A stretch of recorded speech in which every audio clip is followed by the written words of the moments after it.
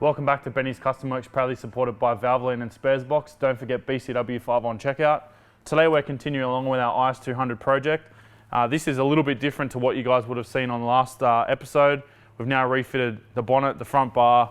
We've also got a different rear bar, and we've replaced our two right-hand doors, purely because that's just literally bolting stuff on. The other thing you guys have probably noticed is there's no windows in the car anymore. Today, because we're kind of waiting on Dave to do some wiring stuff, he's been pretty busy, so I've segued a little bit, and we're actually going to be replacing our roof skin today. So for those of you that are maybe been following me on the IS200 pages and whatnot, I've been looking for a roof cut for quite a while.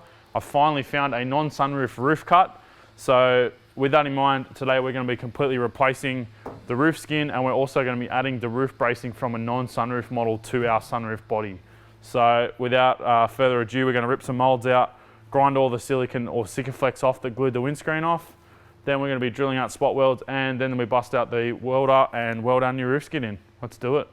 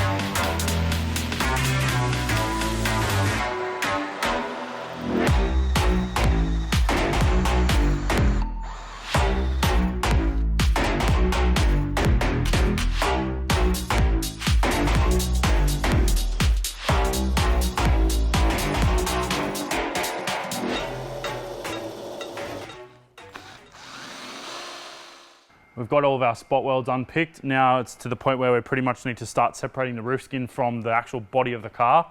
I find an old metal ruler is really handy because you can pretty much slip it between the panels and just start sliding through. The front and rear aperture spot welds are pretty much already separated the whole way through. Some of these side ones are going to be a little bit trickier because there's a ton of seam sealer. So not only is the turret glued to the roof skin on the left and right hand sides, but you've obviously got to split all these spot welds. And unfortunately, when Lexus or Toyota actually spot welded these roofs on, they're quite close on the roof skin side of this radius in this channel. So sometimes you've actually got to drill through the radius a little bit. So I'm hoping that we'll be able to pretty much knock this one off, and the radiuses in the donor skin aren't too bad. So yeah, we're pretty much going to just scrape all the joints with a ruler.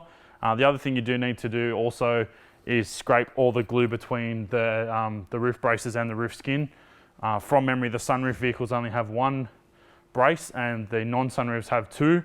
What we're actually going to do is use the factory one in conjunction with the other two, so we'll have more bracing in our roof than factory, mainly because we've already got it, and it'll take an extra 5 minutes to spot weld a couple extra bits and pieces in. So for the added strength, I think there's no reason not to do it.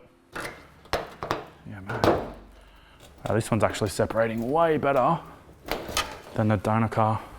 Split the difference, no pun intended. You know the drill.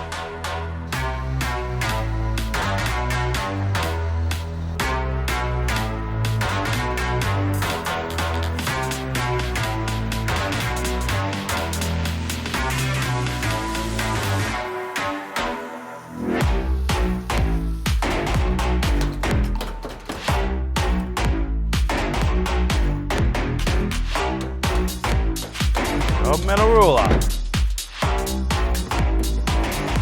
in the face, man. Swang. Nice lack of roof, sir. I'll just leave it like that.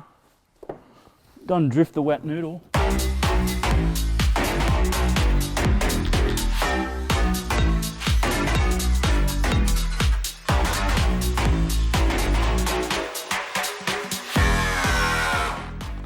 Bruh.